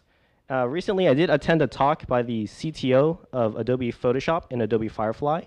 And he revealed that how they were doing it is that they were training their models off of their own Adobe stock images so that they retained the rights to everything and that they knew exactly what they were training off of. So I think something like that would be good for most companies to have going forward. And then lastly, privacy and security. You might have heard some cases of lawyers or doctors putting confidential data into ChatGPT, which they were not supposed to do, according to their procedures and protocols. So number 6 is how well do these programs protect your data if you accidentally put something in, or how much do they warn you not to put something in that you shouldn't?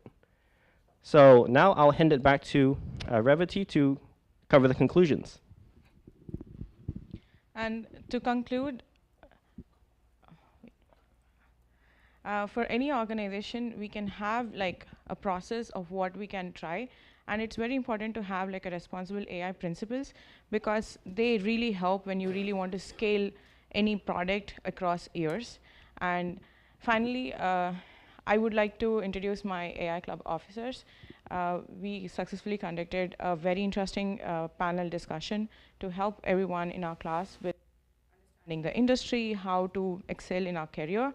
And we also had a speaker session to understand how a strategic program is researched and planned and implemented.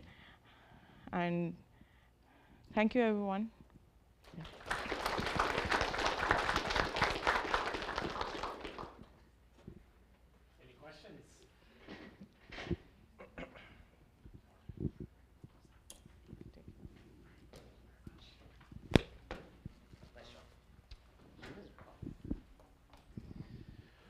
All right. Yeah, I would like to make thank you to the club for yours. This is not something that's required within the curriculum. This is definitely work above and beyond. In fact, it's completely outside of the curriculum that you're doing on your own, by your own motivation. So thank you to the officers for leading and everyone that participated in the AI Club this year.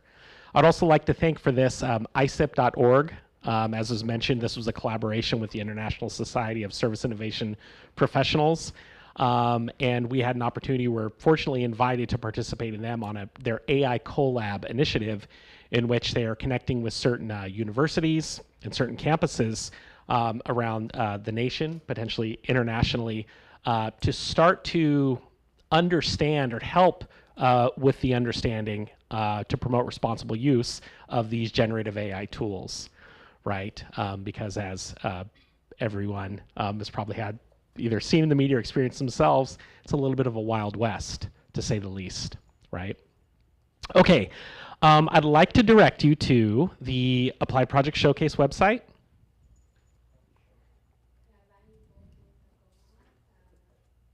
And this link was provided in all of our, in our marketing material as well.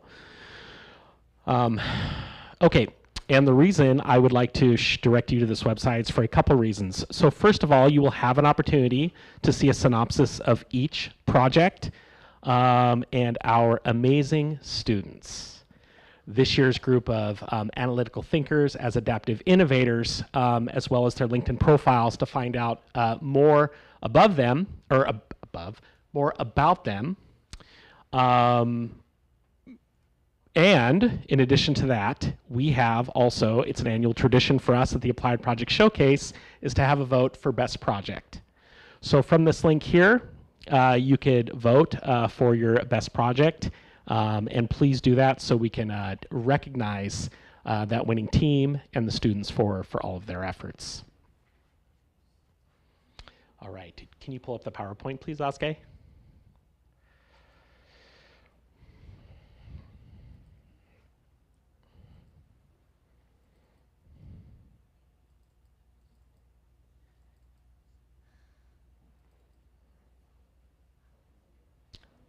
The last slide would be great. Yes, thank you. Okay, and lastly, I would like to conclude with we are currently looking for applied project partners for our next academic year. As this is a 12-month program, that means at the end of 12 months, as these students end their journey, literally a few days later, we have our next batch of students coming in that are beginning their journey, okay? So we do have our call for applied project proposals is open right now. We would love an opportunity to work with your organization to do one of these applied projects with our next group of incoming students. We do have a due date of June 10th for those. Please don't be discouraged by that. If there's any opportunity for a project, I would love to meet with your organization and have an opportunity to discuss it with your team and my team and see how, along with our students, we can co-create value together. So I want to thank all the project teams and the MSBA students for your amazing accomplishments and the amazing work that you've done here, not just today, but for the last 12 months. It is, I can speak there, having been there myself as a graduate of the program, it's a journey. And you definitely come out on the other end of the journey different and with maybe a better capacity to handle stress and balance work, school, and personal than in the beginning. So thank you all, and a round of applause to all of our students, please.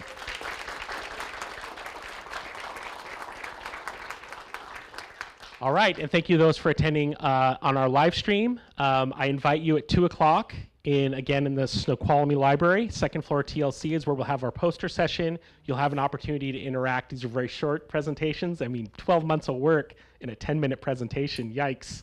This will give you the opportunity to talk a little more in depth with each student project team about the projects.